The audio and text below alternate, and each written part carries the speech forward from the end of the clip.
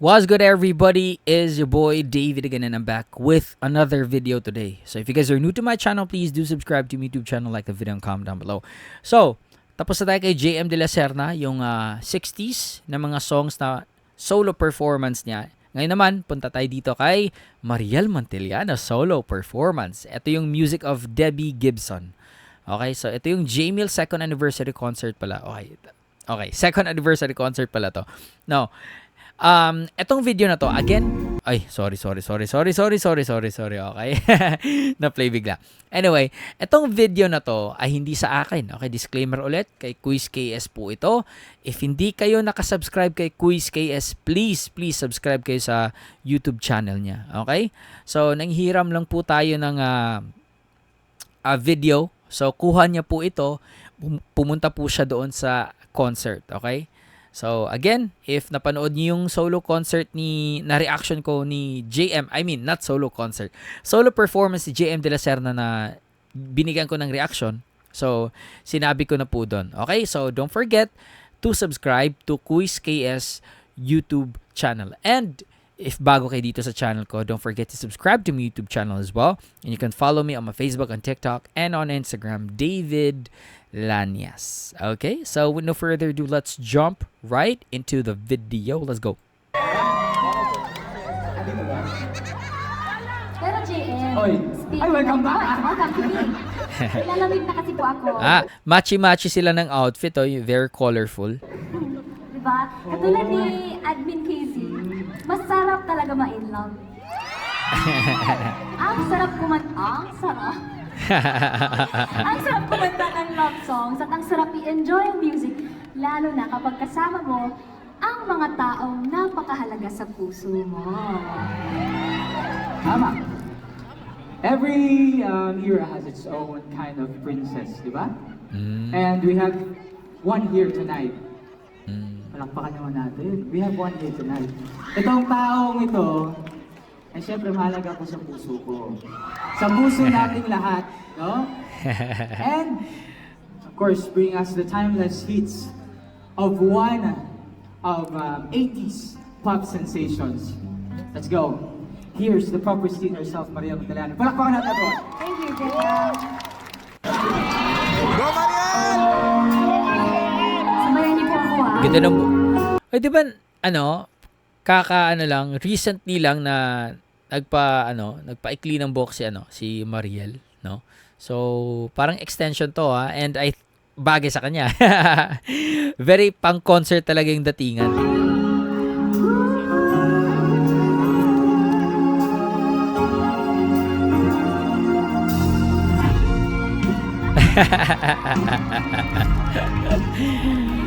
Ang kulit din ito ni Mariel, no? Bagay talaga sila ni JM.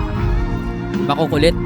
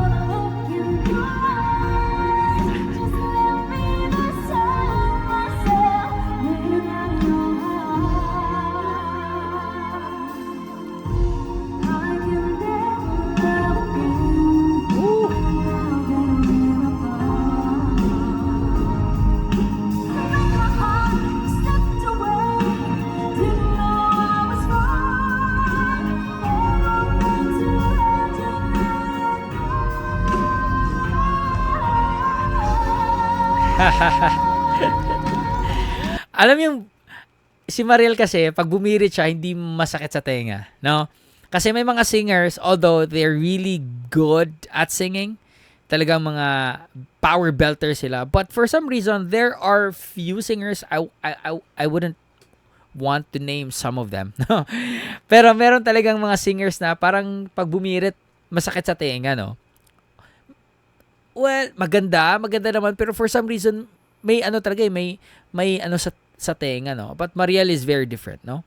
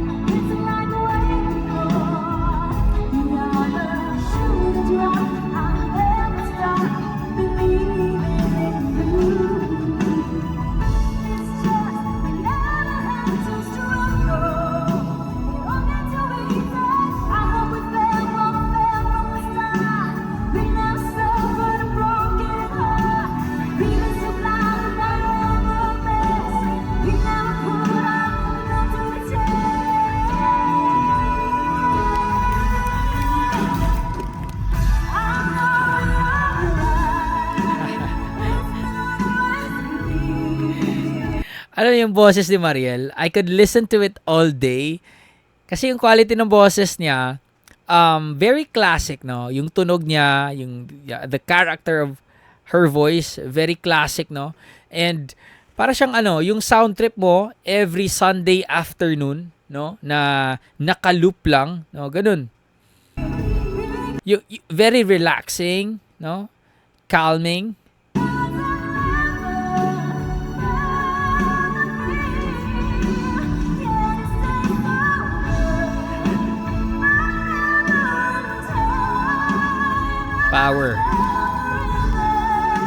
Powerful.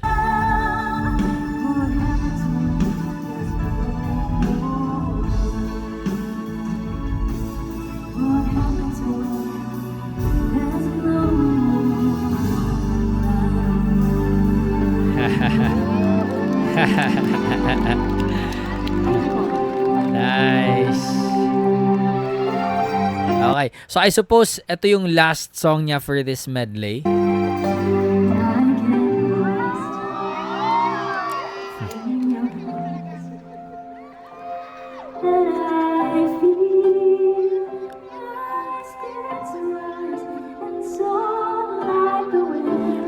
Pareha sila ni JM kanina, no? Nung nag-react ako, sabi ko, partida. I mean, sabi ko,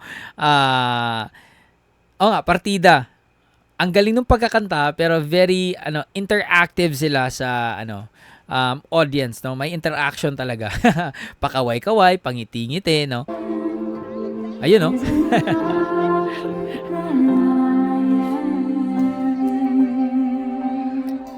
They're just having fun, no?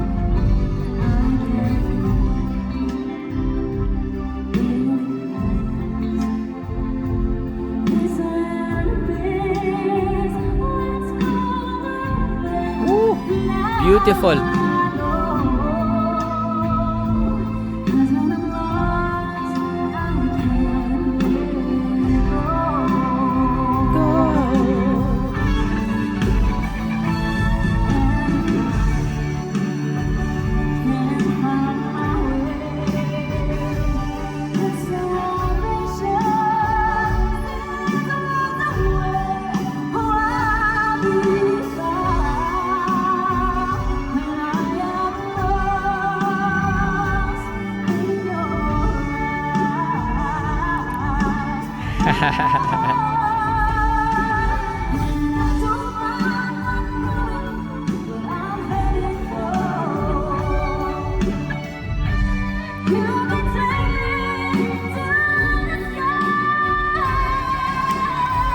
What?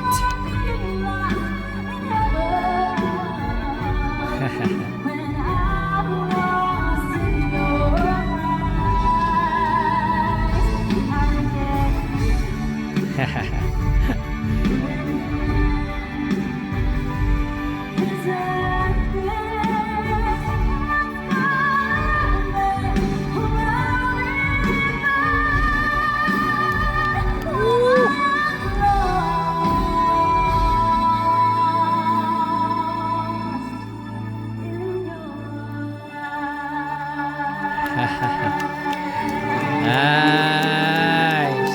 Galing. Maraming salamat po. Galing, galing, galing.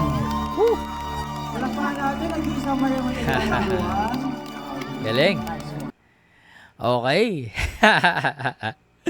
Grabe, no? Yung they really talaga improved, and talagang not just yung appearance yung may makeover sa kanilang dalawa, no? But yung talagang I don't know, iba yung ano nila eh. Iba na yung tindig nila sa stage. Although talagang meron naman talaga silang charisma dati pa, no? Talagang if nasa stage sila, talagang meron silang command. Meron talaga silang tindig ba.